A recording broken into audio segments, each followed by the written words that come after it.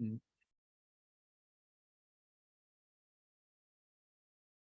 So as we sit, we can just briefly recall certain aspects of the day. Remember sometime today when we were really quite maybe busy, quite flustered one way or another due to some situation or other, being in a rush or this or that or whatever. Or, you had to hurriedly get your children ready for school. Well, not school today in India, but something or other. And how did you feel at that time? And how do you feel now that we have the leisure to simply sit and be aware of what is happening in our body and what is passing through our minds in a very relaxed but alert way? How does that feel compared to the urge, the churning that was going on in body and mind?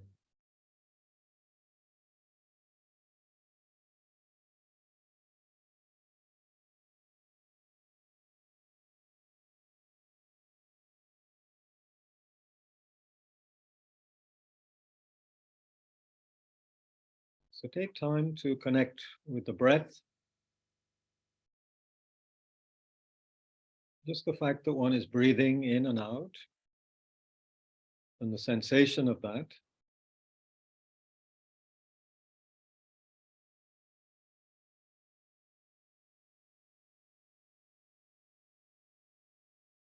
And how somehow unusual, perhaps, sometimes it may feel, but also somehow how very natural and sensible and even nurturing to just be aware of one's breath. Gently breathing in, gently breathing out. A sense of relaxing with the out breath, with no agenda, no aim in mind, no agenda for now. How wonderful that is. Not to have to feel that we are striving towards something, have to accomplish something.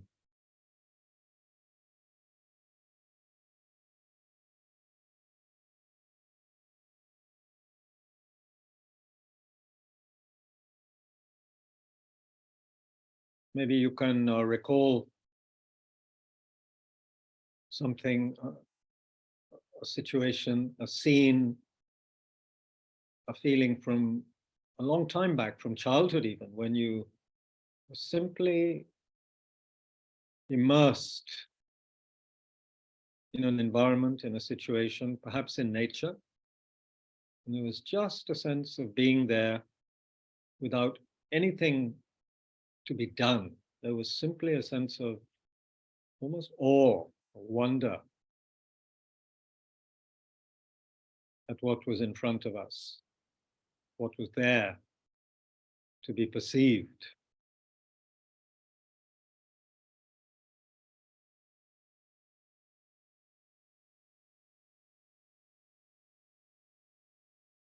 Even now, as adults, we might experience that. Hopefully we do. One could stop and simply be aware of a person, a face,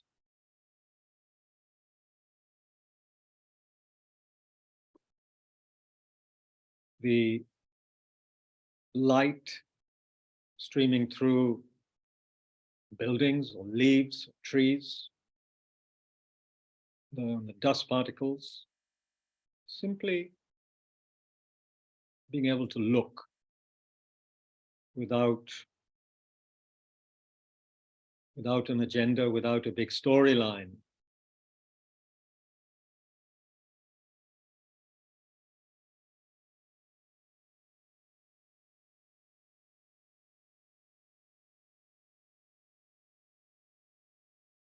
One might even say without the burden of me all the time, me, mine, without that.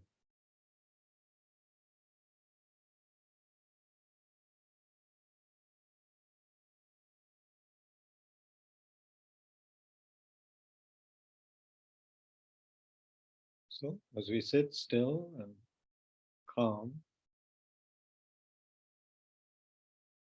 and attentive,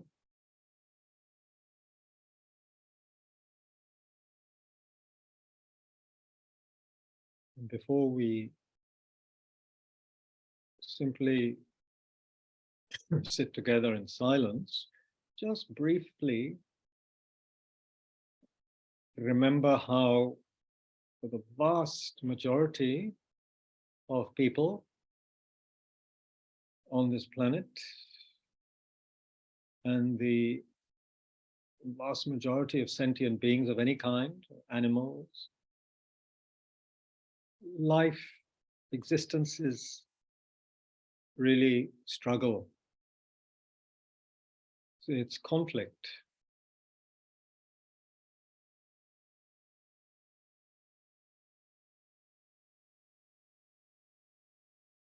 It's contradiction.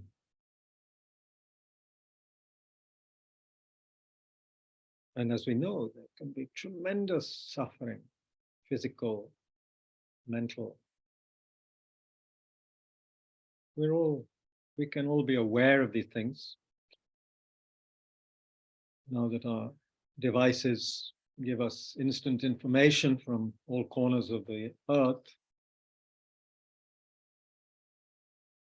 We know what is going on, some of what's going on.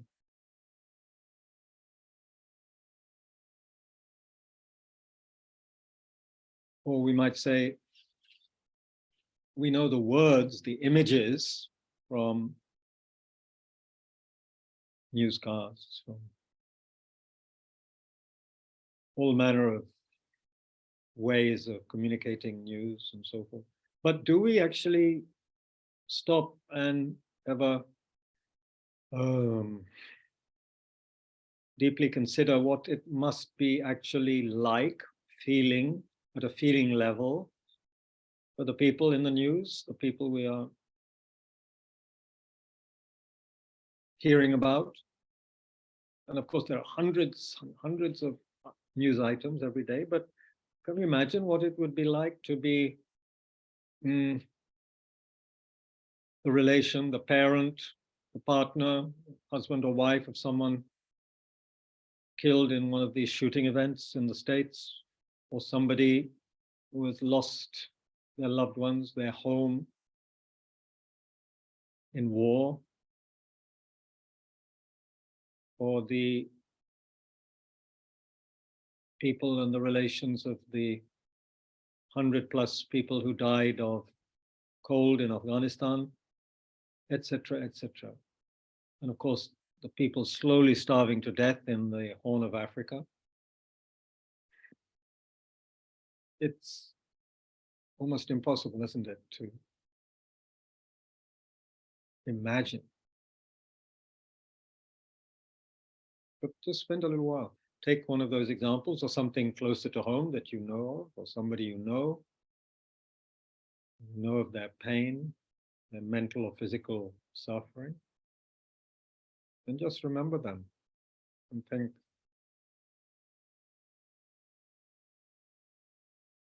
think how wonderful it would be if they could be free of that. And how wonderful if oneself could actually contribute to their being free of suffering and its causes.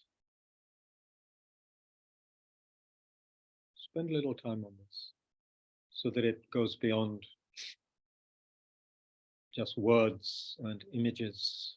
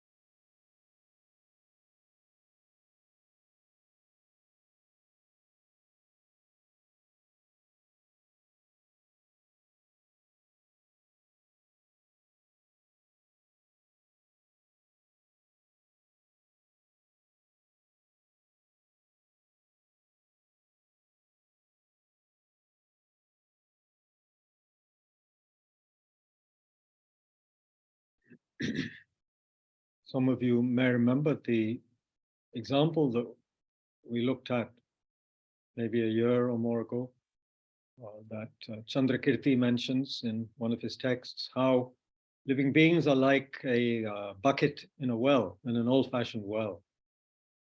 This bucket, you see, gets battered as it goes up and down the well, bruised and battered.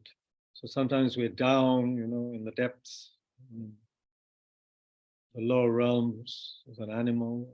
And sometimes we're up there in a state of bliss as humans or gods or demigods, up and down, being bashed and battered like an old bucket in a well.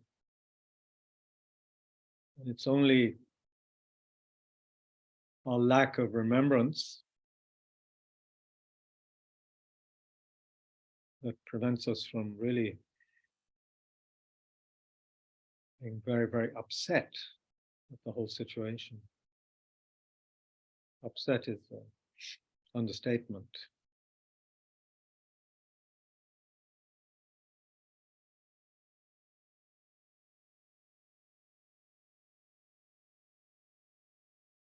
So now that we have this precious human life, with intelligence, with teachers, very realized teachers, we have authentic texts and commentaries. Now's the time to take advantage, to engage in some study and reflection and practice.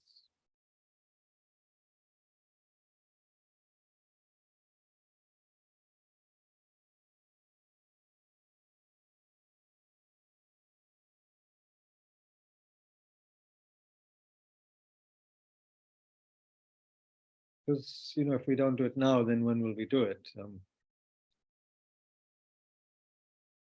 Power of laziness, procrastination is very strong, can be very strong.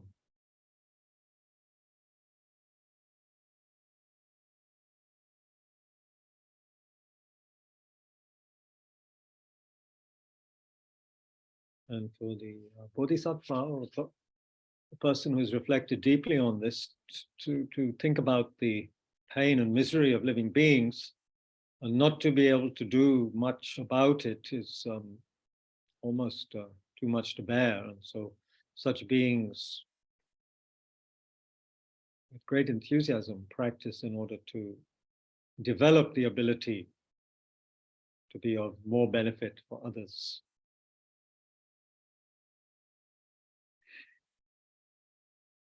So the motivation for the session, we engage in reflections on the Bodhisattva path, and we start with some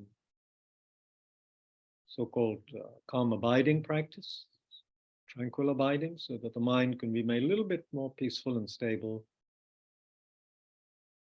and ready for the deeper investigations. Just as one might, first of all, a good gardener might or would prepare the soil, flower beds, make it very just right, the right amount of moisture, manure, and so forth, so that the seeds planted there can grow into healthy, beautiful plants. So we need a mind that is relatively stable, calm, clear.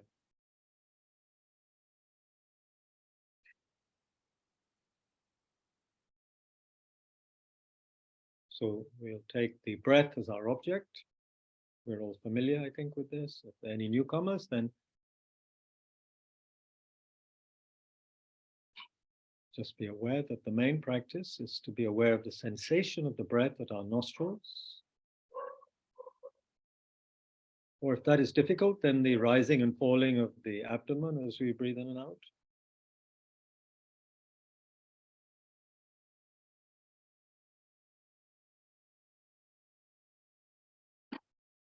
And to be aware of distractions. The main one will be the thinking process. the memory, the images from the past to the future, driven by attachment, aversion, jealousy, pride, worry, anxiety, and so forth, or simply wandering minds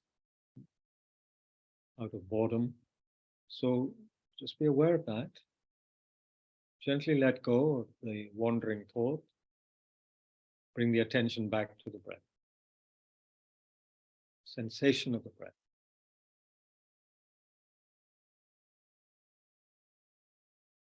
And we can skillfully use the out breath as a way to let go and relax.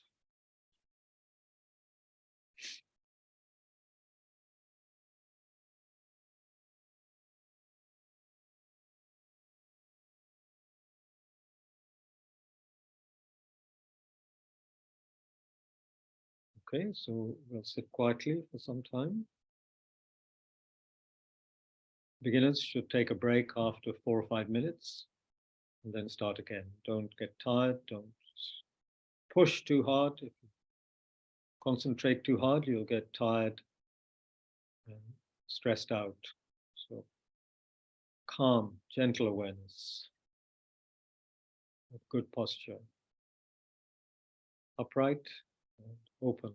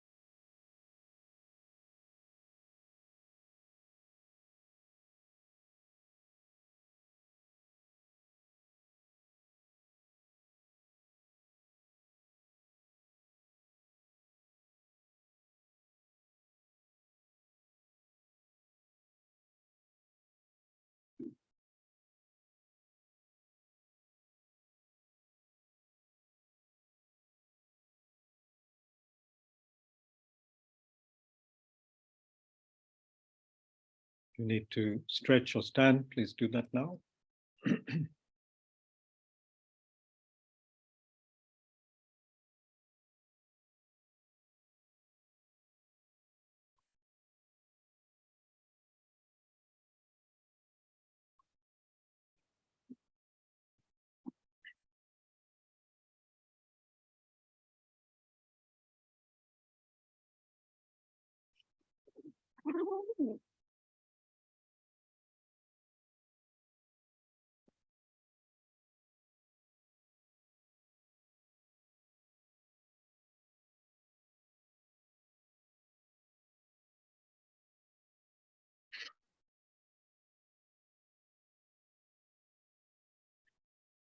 Okay, so welcome those of you who join during the quiet time. We're having a more contemplative session today, since it's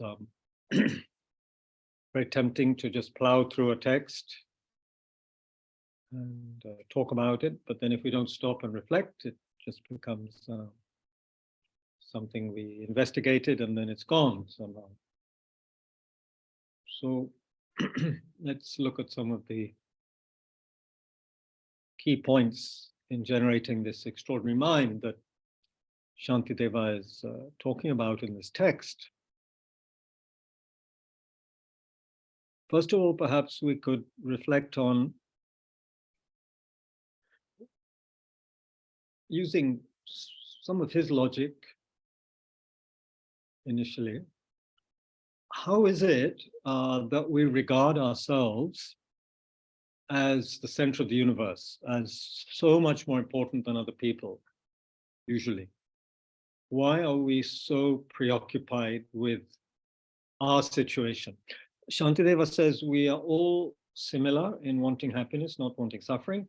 We are all similar in being the product of blood, or as he puts it, or the sperm from the father and the egg from the mother. We are all products of that process. So how is it that we are so identified with one set of one particular product, that we call oneself, this body and mind, which have come about through a certain process that is common to everybody, every human being, pretty much on this planet, right? And many animals too. So consider, reflect on how you would answer that question to yourself. What makes me so special compared to other people? Why am I so special? Why is my situation always of paramount importance? What kind of reasons would you give? So you're being asked to reflect on this. I mean, when other people have exactly the same issues as you in many ways, different issues, but similar feelings, sensations, similar states of mind come up. So what makes me so different?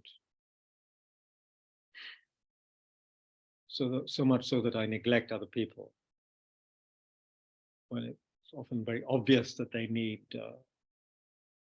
help much more than I do. So spend a little while investigating this, please. Why am I so special? My agenda, what I want, and what I don't want. What process is involved there? And then we'll see later if we can begin to make that a bit softer and change that sort of rigid attitude we have right now.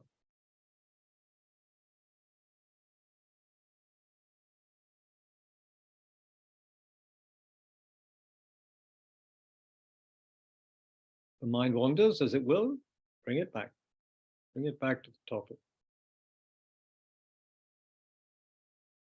If necessary, be aware of the breath for a little while to calm the mind if it gets agitated. or excited by some imaginary prospect.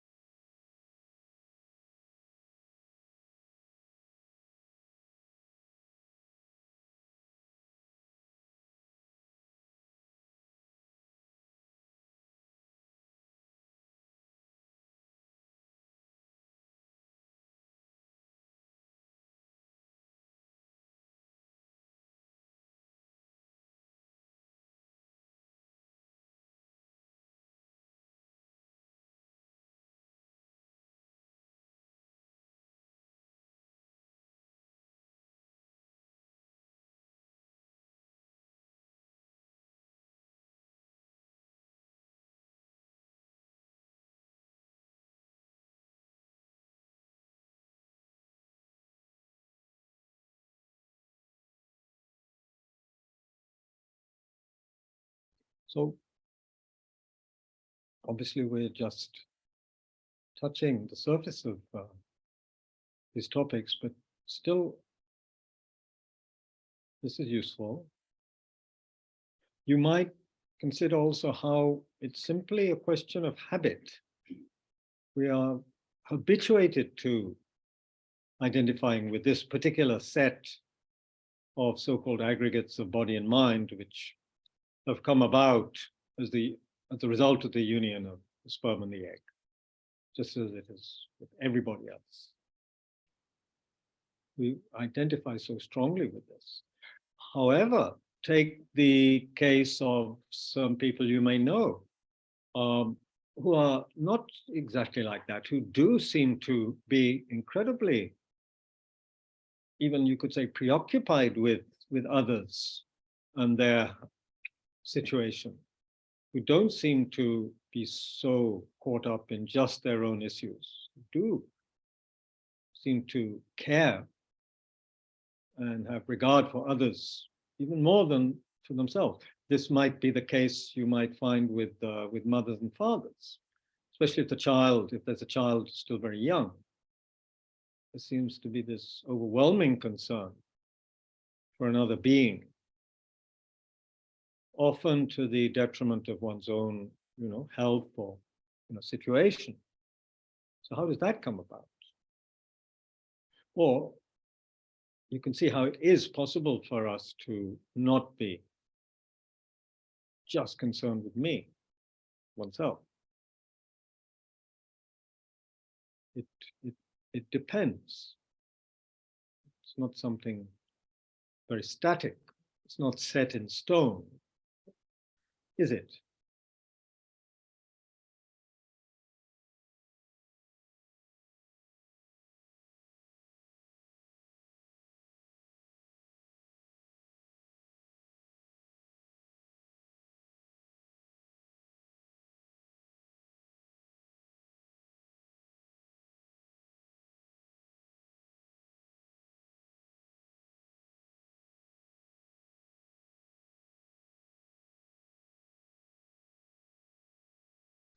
Here we are not, of course, talking about situations where basically we want to control another person, manipulate them, so therefore we apparently very concerned about them.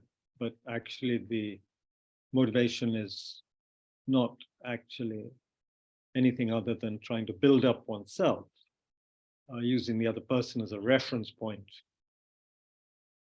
just as one might use anything else in life, status or money, possessions, or whatever. We're talking about a situation where all of us, I'm sure, at some point have had a few moments of concern for others, which is not just motivated by what I want.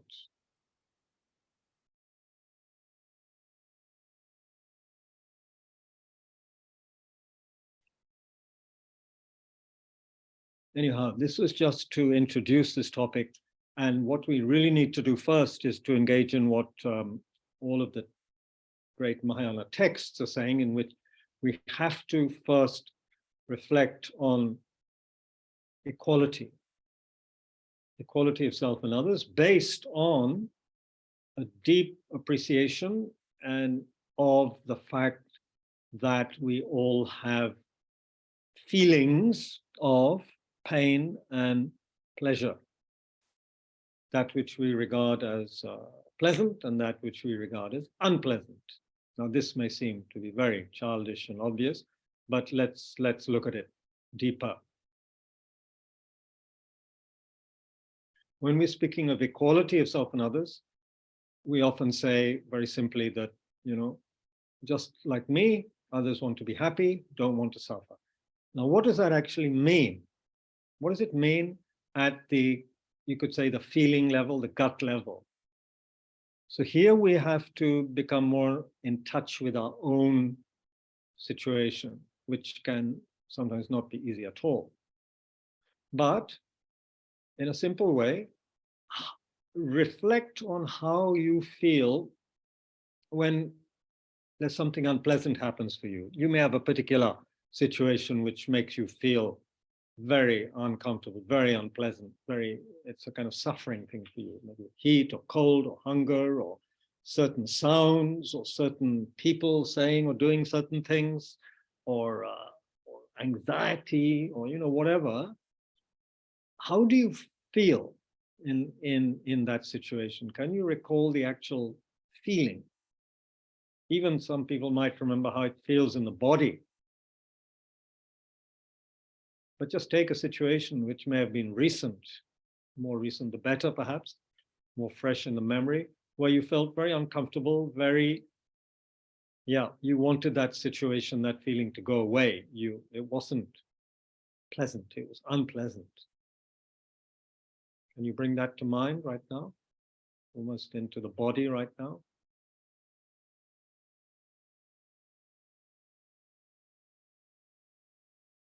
It may be, whatever, embarrassment, fear, something unpleasant.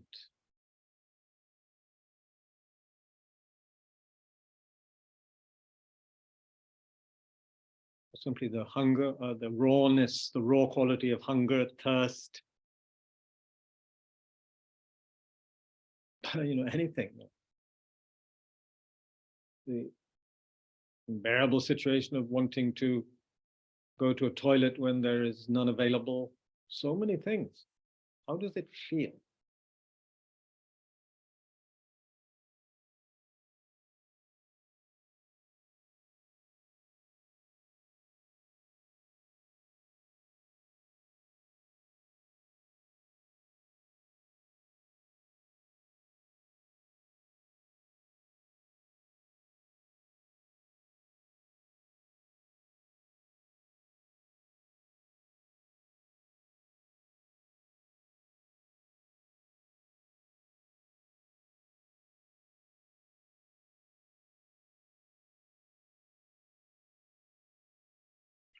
Or to get to something which is even perhaps more painful in many ways, how does it feel when somebody you rely on, or somebody you appreciate, or somebody whom you live with, or whatever, is not nice to you, puts you down with a word, a phrase, a glance, makes you feel very, very vulnerable and upset?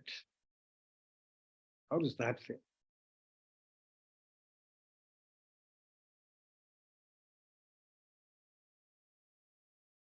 We have to own that feeling.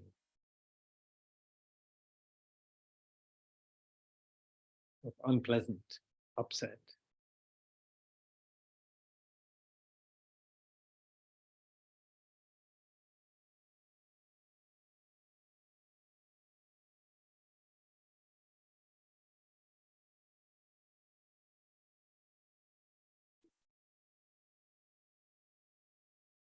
Somebody you felt was kind of reasonable and kind, they engage in behavior that is the opposite of that you feel. And it's really painful for us. How does that feel?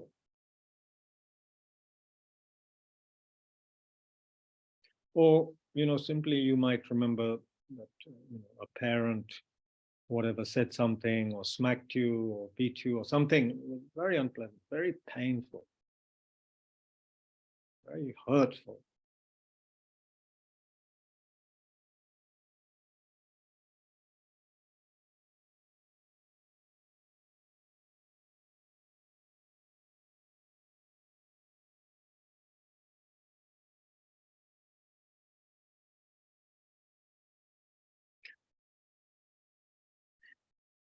Okay, so that's on the, and one could, of course, spend much more time on this, but that's on the hurtful side. How do you now recall something that made you really happy, either physically or mentally or both, or or somebody appreciates you, somebody is kind to you, somebody, or you get something you really like in terms of food or some object, material, you win something, get appreciated for something, something unexpectedly turns up which makes you happy mentally, physically. So how does that feel? Can you recall such a feeling? How is that?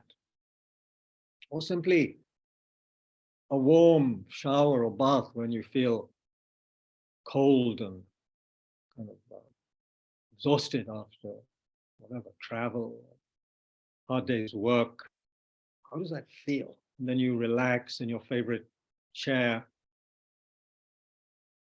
How does that feel?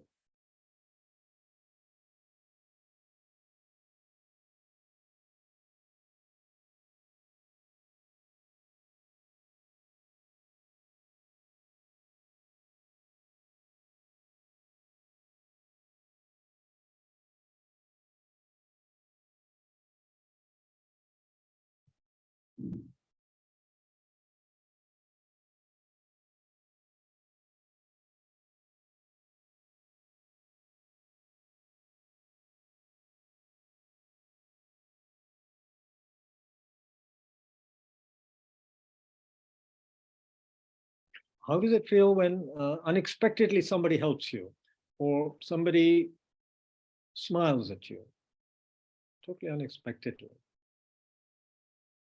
How does one feel? Or when you see the bright eyes of a young person, of a child, a school child, before they kind of glaze over with the pain of competitiveness and examinations. How does that feel?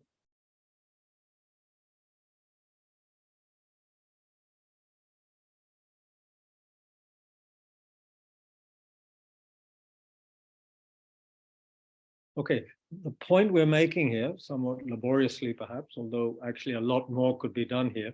The point we're making is that we live with pleasant and unpleasant all the time, pleasant and unpleasant sensations, feelings, and so forth. And we didn't even go much into, thoughts or imagination or anyway, there's a whole spectrum, isn't there? The point is, what's the point behind doing this? Well, one, of course, to get in touch with what's happening for us. That's important in the sense of, making friends with ourselves. If we make friends with a person, we need to get to know that person, right? And what they're going through and so on and so forth. So we need to get to know what we're going through, right? That we have sensations, feelings, pleasant, unpleasant, and of course, occasionally neutral.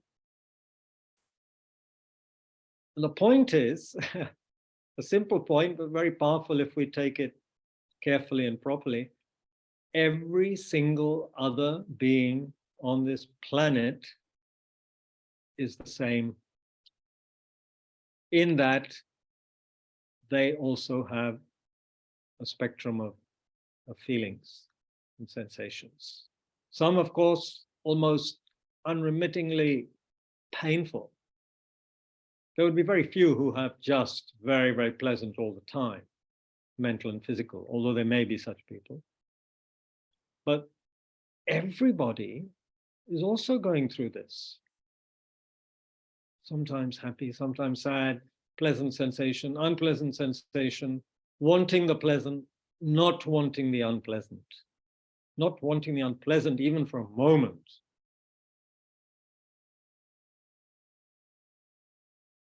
Who can you find who is not going through this process? So here is where it gets interesting.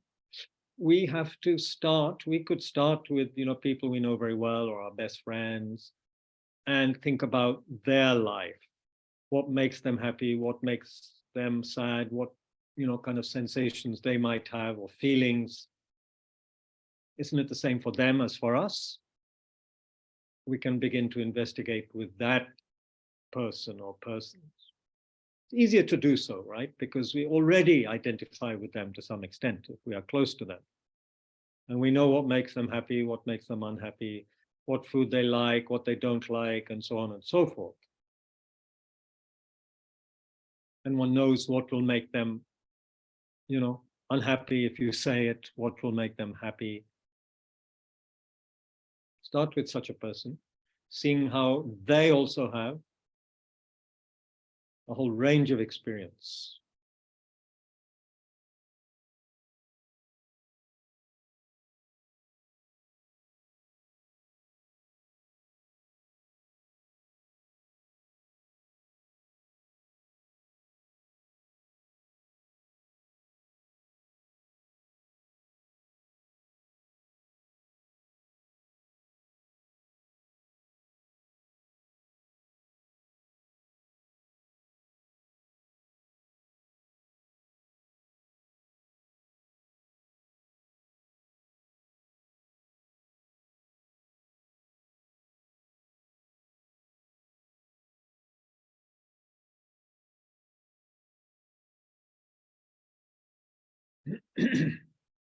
Now, and of course, one could spend a lot more time on each of these examples, but we're just beginning to, get a taste for this. And perhaps if we're interested, we can take it further. And actually, we could practice this wherever we are and in the street, where we see so many people. And if we're sensitive, we can begin, we can do this practice. Now, how about somebody, not your best friend, not someone you know very well, somebody else, not so well known, or because of, let's see, we don't have much time, I guess, right now. So take a neutral person, take a shopkeeper or somebody you see in the street sometimes. You don't know them, you don't know their names, you may not even know what they do, but you see this person. So this is a person, right? Right now, because of the situation, we might be just passing them or caught up in our own thoughts or our smartphones. So they're really basically just part of the background, aren't they? They're just a shape and a form coming in and out of our awareness, literally like something on a screen, right? Just a shape and a form moving around. But hold on, this is also a human being. Don't they have feelings? Just like oneself, just like one's best friend. It's exactly the same process, is it not? They get sad, they get upset, they get hungry, they get, sometimes happy, pleasant sensation. They're cold in the morning and they put their feet in front of a radiator, put on socks and warm underwear and so forth. They feel just as cozy and comfortable as your best friend or you yourself, don't they? Or are they different?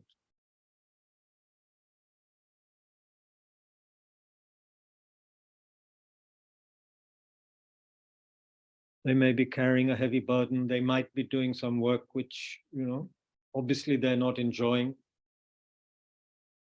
Or it may be a group of friends talking and smiling and laughing their way to the metro station. Whatever, but these are beings who have feelings, happy, unhappy, pleasant, unpleasant, just like oneself, and like your best friend.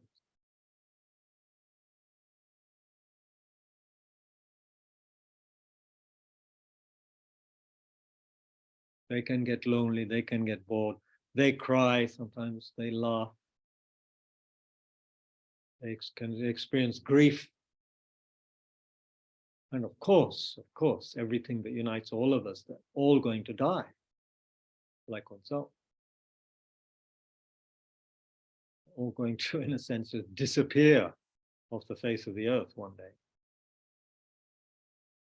And then just be a photograph on somebody's wall, or a tombstone, perhaps, for some.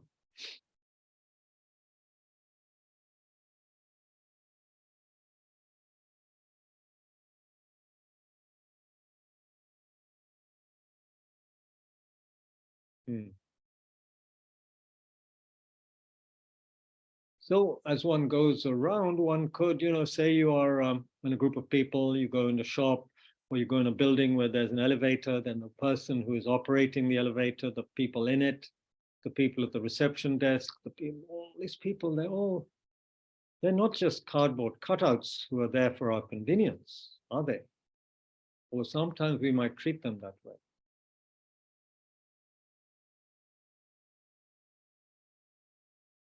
All of them, even the ones behaving really badly or stupidly, in a drunken fashion or whatever, they're all beings with the wish to have pleasant feelings, sensations, and the wish to avoid the opposite.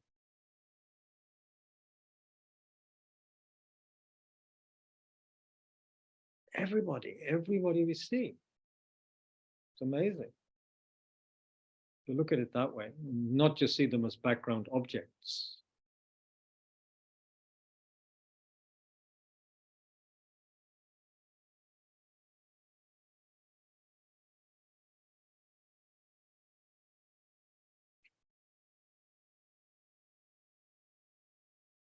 Hmm.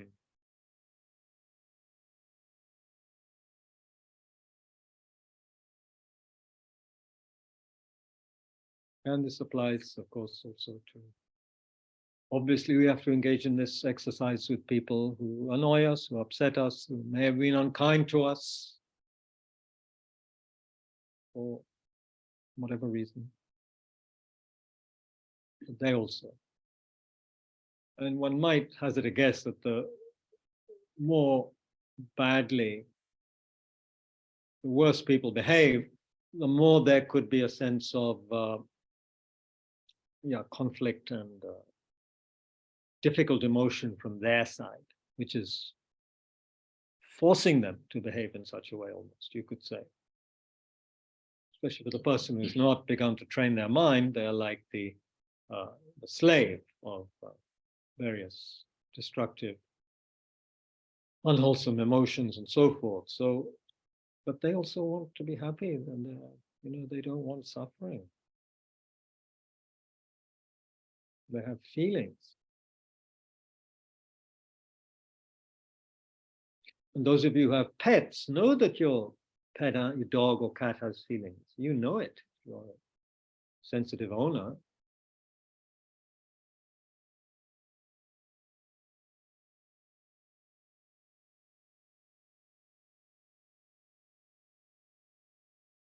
So check if this kind of analysis begins to perhaps, or might, you can see how it might change one's perspective on other people, other beings.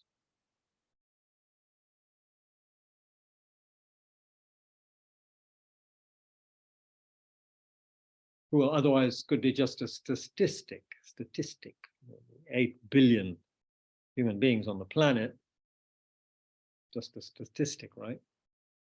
Uncountable animals and insects, of course.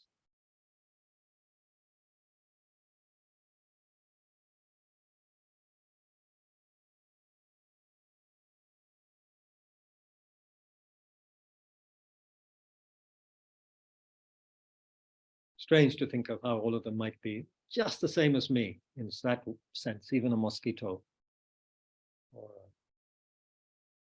black widow spider, just the same in that sense,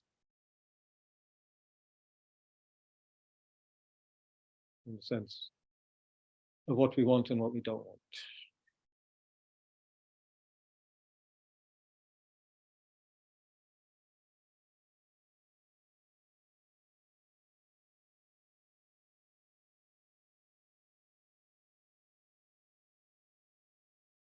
Then we can begin, I suppose, to understand what Shantideva means when he says, I should regard the bodies of others as like my own. Their minds certainly seem to be very similar to mine, and their hopes and fears, what they find pleasant, what they find unpleasant. Okay, some people might find a certain kind of music pleasant, and the other person finds that music unpleasant, but the process is the same, right? We're going through situations which make us feel a certain way, pleasant or unpleasant, and occasionally neutral.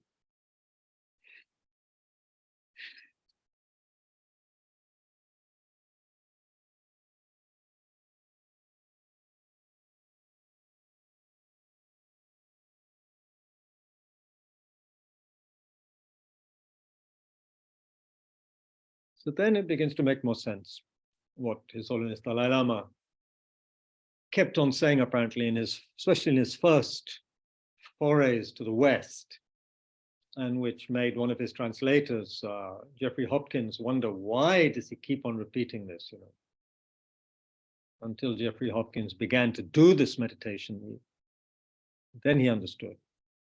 Otherwise, he thought, why is His Holiness just mentioning something that is so obvious? Everybody wants happiness, doesn't want suffering. That is.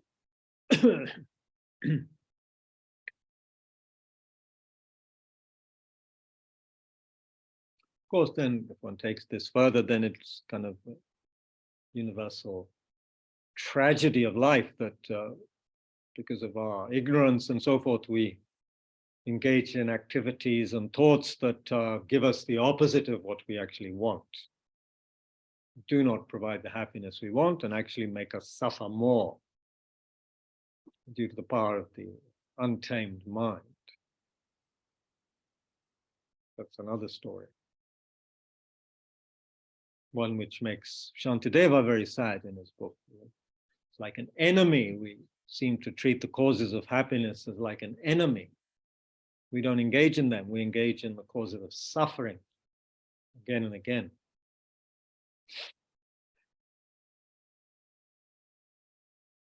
So I guess he's saying it doesn't get sadder than that.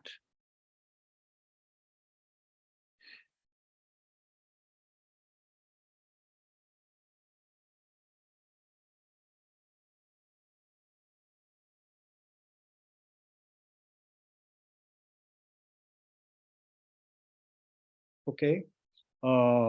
We could have some discussion now, and then we must remember at the end to spend a little bit of time with the dedication and short, what we call a taking and giving practice for a person who really needs a lot of help right now, it seems. Of course, many people need a lot of help, but we've had this specific request, so then that's a good opportunity to engage in that kind of practice.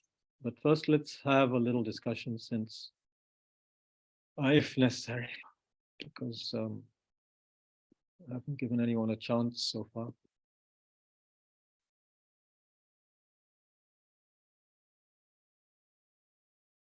Okay. So, anybody would like to comment or Happy Republic Day to everyone. Yes, thank you. Happy. We want a happy Republic Day. Don't want an unhappy one. I hope the Egyptian president or whoever it was is happy seeing all the armaments parading in front of him. I hope he realizes that these things can kill people and make some people very unhappy. But anyway, I want to get into politically incorrect statements. These 3 days were killed by army at an army parade in. Achha. Thank you, Bob, for that snippet of information. So anybody would like to comment on anything that came up in our investigation or something not clear? Was it helpful? Was it not helpful?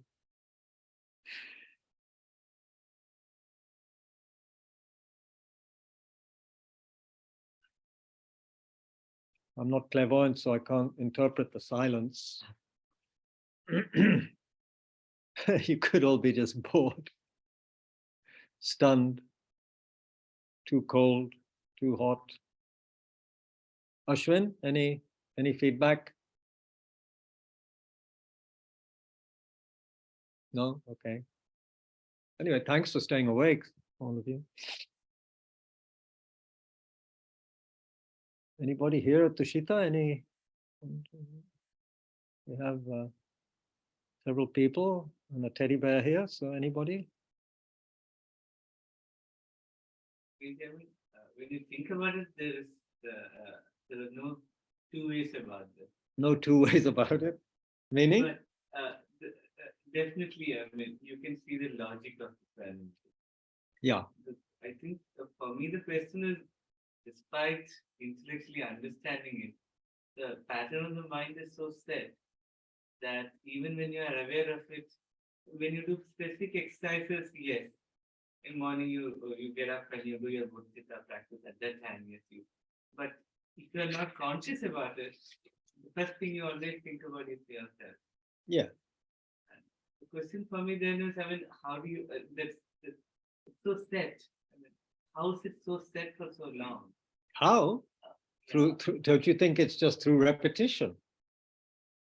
Day after day after day. So how many? 365 times whatever in this life, and then beginningless previous lives, according to Lord Buddha. So it's quite a habit. Beginningless habits, that's quite a long time. There may have been a few lives here and there where we kind of saw the light a bit and began to behave differently, but then something happened and again we reverted to old pattern, you know. We didn't, I don't know, we weren't skillful enough, or something happened and then we again, some previous karma, strong karma ripened and we plunged into an unfortunate situation.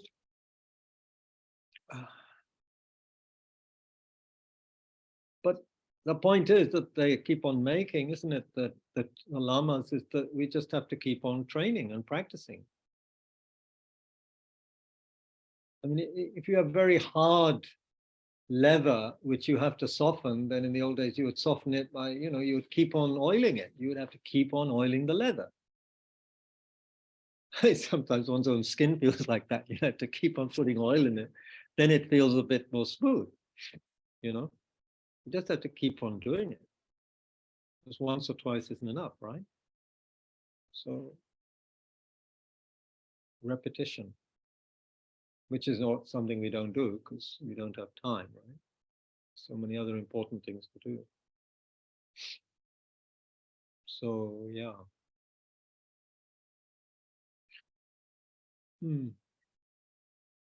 Thank you. So what do you think? If we were to, like some people do, spend 2 or 3 or more hours a day reflecting, meditating, do you think that might have some effect on the mind? After a few months, after a few years, might have an effect, right? Help to start reverse some of our ways of thinking, or at least to engage in some strong retreats, with a regime and discipline.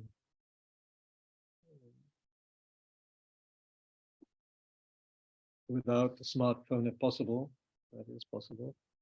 It was very possible 20 years ago. Now I can't imagine doing a retreat without a smartphone. Why? Because of all of the job, messages, quite apart from personal messages, but job messages. But then I guess you just have to organize your life so that for a month or two, you don't have to engage in that or sign anything or go somewhere. It's not easy. But it's possible. Oh, Nitya, thank you. You've raised your hand. Yes. Thanks, Kabirji. Just wanted to pick up from what Naveen said about, how have we done this for so long?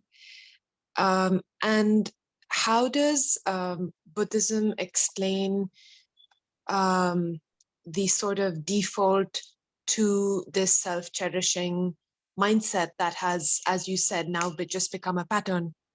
But how does it explain this choice of the self-cherishing mindset in the first place, as opposed to this mindset that, loves and cherishes everyone else and sees everyone as equal to ourselves? This is a very difficult question, because it's like asking why are we ignorant?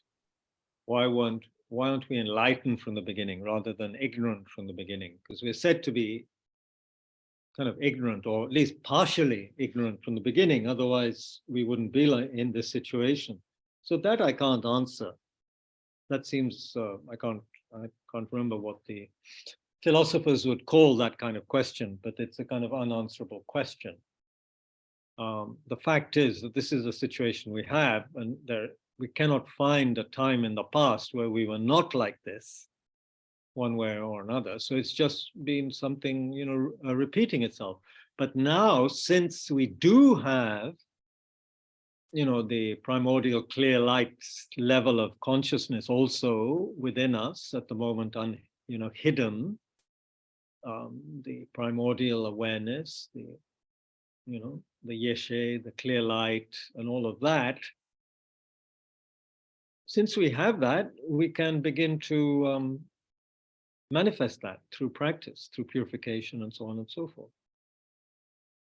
But it'll only unfold and be, we can only activate it if we engage in the practices to do so. I mean, it's said to be there naturally for very brief moments, when we're going to sleep and yawning and other situations. Very briefly, there can be, it is said, or when we faint, there can be that experience of the primordial split level of consciousness, but only for a split second.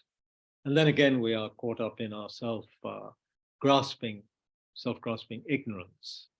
And once we have that cognitive state, then the behavioral correlate of that is behaving selfishly, right? Self-cherishing attitude. Since we've constricted ourselves into a sense of I, me, mine, so then of course, then everything we do is based on that constriction rather than a openness and spaciousness, which is not grasping onto I, me, mine. Yeah. Do you know if Buddhism deals with this subject when people have gone back to look at what may have? I know that some of the other religions touch upon it, and they speak of the pain of separation, and in both Sufism. Separation from God, you mean, or something? Separation from one's true self, and arguably also the Garden of Eden story, if you see it metaphorically, can be interpreted as, a realization of more gross levels of being, as compared to how Adam and Eve existed before. So there are allusions to this, but I was wondering if Buddhism even touches on this topic. Well, Buddhism, according to Buddhist cosmology, what I've read, very basic material on it, is that there was a time, but there are cycles of this, but there was a time in the present cycle when we were much purer. We didn't need food. We didn't need to connect with people through the senses so much. It was mainly mental bliss, mental pleasure. Didn't have digestive organs or reproductive organs. We didn't need any of that. I mean, it was not there. And then due to previous karma ripening, things became more gross and grosser and grosser, and now we need all these things. So, but we were never, it is never said that we were without the primordial ignorance, or of course, for that matter, the primordial clear light mind. They are there, but it's clouded by this self-grasping ignorance. We were never enlightened in the past. Because if we were truly enlightened, we could not fall back into the state we're in now. So we may have been, it may have seemed as though we were a little bit enlightened compared to our situation now, but we were never completely enlightened. But yeah, we are said to have been much more subtle and purer at some point in the past, and there's been a degeneration. Just as it said that now we have a lifespan of, say, roughly, maximum 100 or a bit more, but that is said to go down to 10 years will be the normal lifespan for humans, according to Buddhist prophecy texts. It'll go down to 10 years will be the human lifespan. And then again, due to karma, good karma ripening again and other things, factors, other inputs, it will then rise to hundreds, thousands of years lifespan. So there are cycles of this, but the primordial self-grasping ignorance cannot be dislodged except through realization of ultimate truth, engaged in repeatedly and made direct and so forth.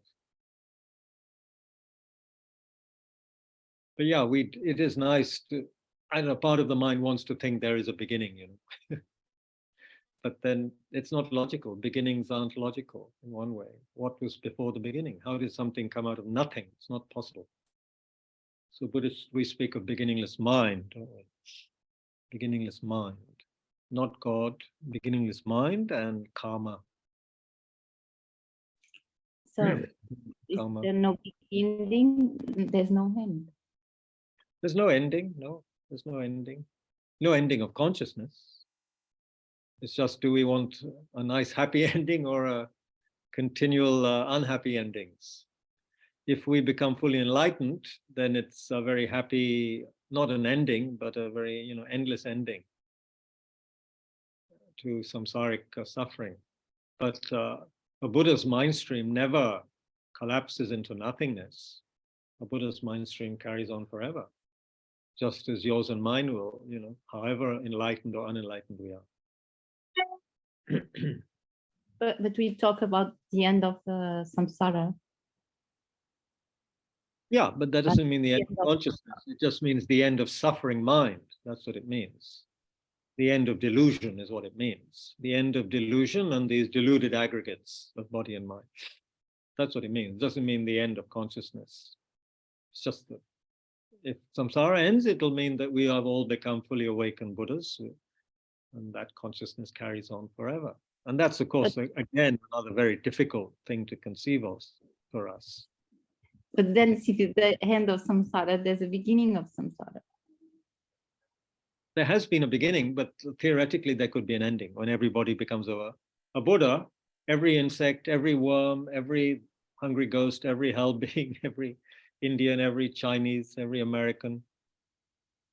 Some may take longer than others, right? It's going to be a long time before everyone is enlightened. That seems clear. We hope not. We wish not. Well, some people may be in a hurry, but I think you have to plan for the long haul, as we say. Yeah, so that's why it's very good news. It's a good idea to become a bodhisattva, because then you are buoyed by a continuous positive energy. And the fact that something could happen quickly or not so quickly doesn't affect you. It's just, you just do what has to be done. And it becomes very joyful for the bodhisattva, although of course they must be very sad as well to see how beings, harming themselves all the time. But yeah, the Bodhisattva has a long-term job prospects, and they're happy with that.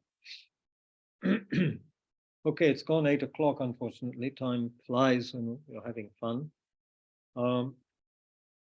We should do some practice for, it's okay to give the name of the person, they don't mind.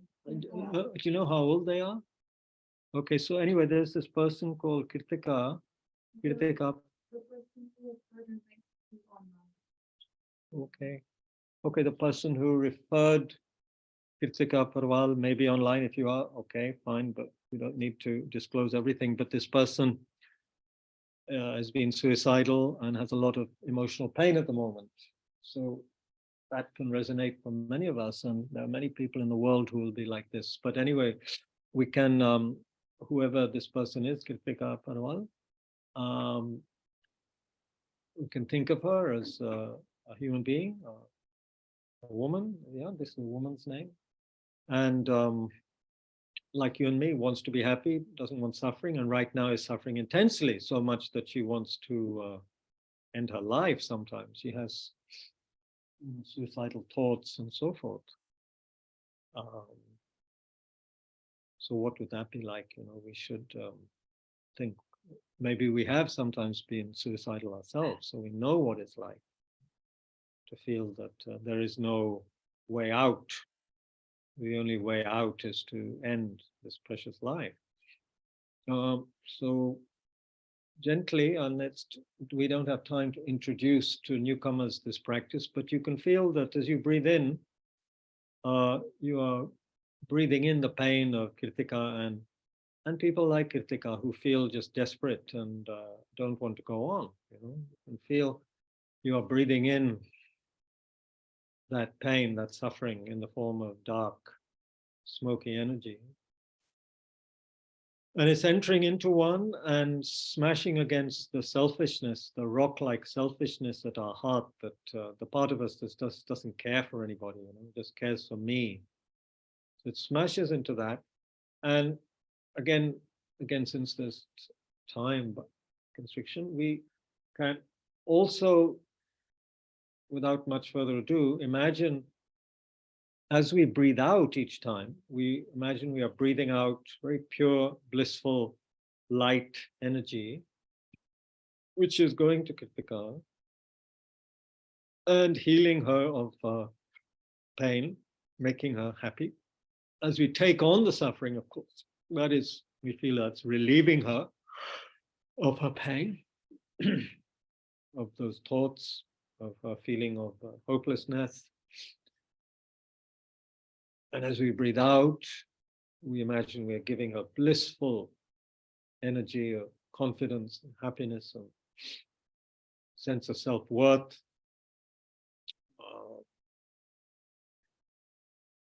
As we breathe in, we should feel we are taking on all of the causes of her suffering, all of the karmic causes and everything else that is making her feel this way. With the in-breath.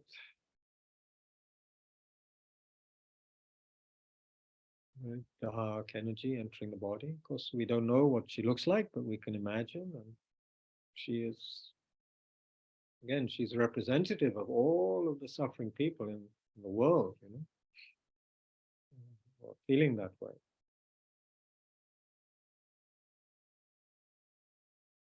And then breathing out positive, blissful energy, which enters her and purifies her, cleanses her of all of that sense of I'm not good enough and life has no worth, no meaning.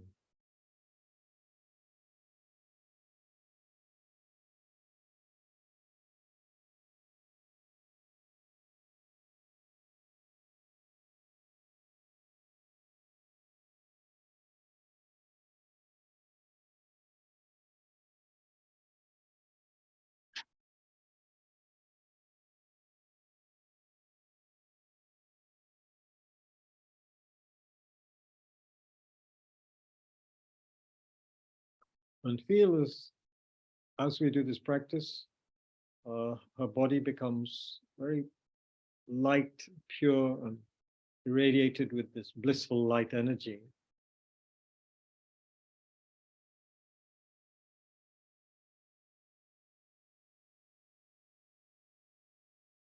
And that all of the causes of our suffering are like sucked away, completely disappear as we breathe them in.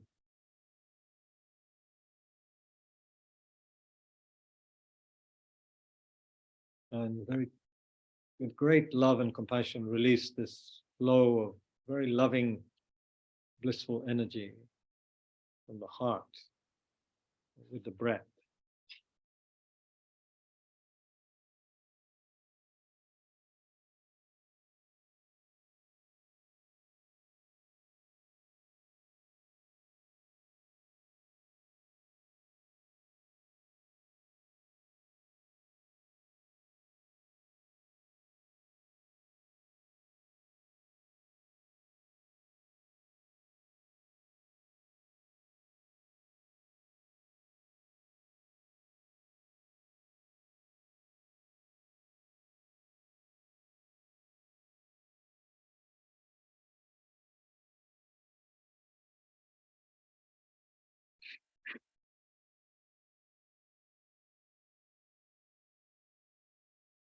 We can think how wonderful it would be if Kritika could be free of suffering and the causes of suffering, and could enjoy happiness and the causes of happiness. Causes of temporary and infinite eternal happiness.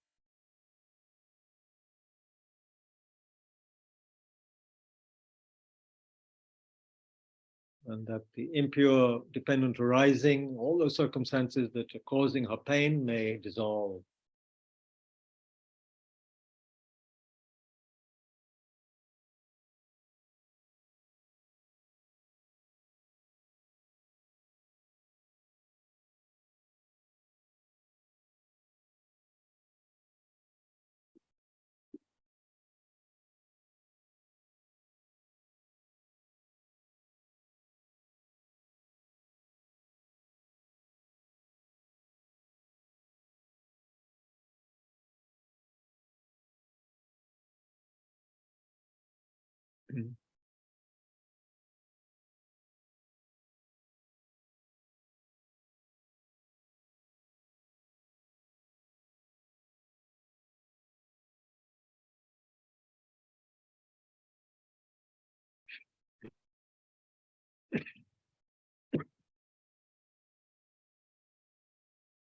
Okay, so we have to be careful with this kind of practice, especially if it's new to us, because breathing in suffering doesn't sound like a good idea initially. So we have to be careful with that kind of practice. The point is we're taking on with compassion and giving with loving kindness. The main purpose is to develop those qualities. But feel that through this short practice, Kritika's mind and body become very pure, light, in the nature of happiness, bliss.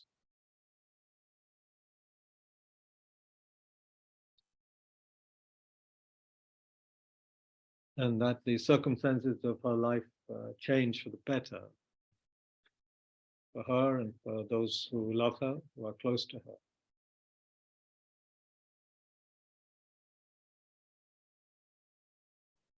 And now we need to dedicate, time is catching up, dedicate for the happiness and welfare of all sentient beings who, like me and you, want to have happiness and don't want to have suffering.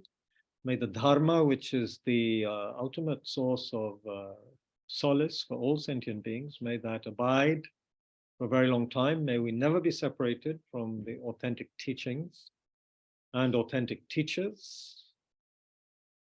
May all the authentic teachers, like His Holiness Dalai Lama, Kyabje Lama Zopa Rinpoche, and others, may they all have long and healthy lives. May all their wishes, their Dharma wishes for us be fulfilled.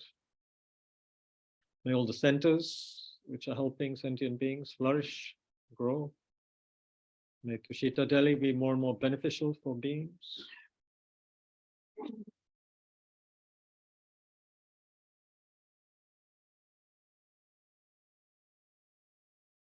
And until we become fully awakened Buddhas, may our lives be meaningful and very useful, beneficial for others.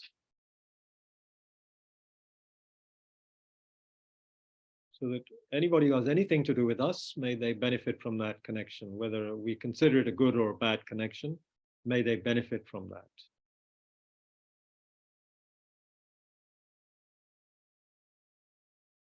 In this way, may we become wish fulfilling for others. May we always have confidence, enthusiasm, and not give up.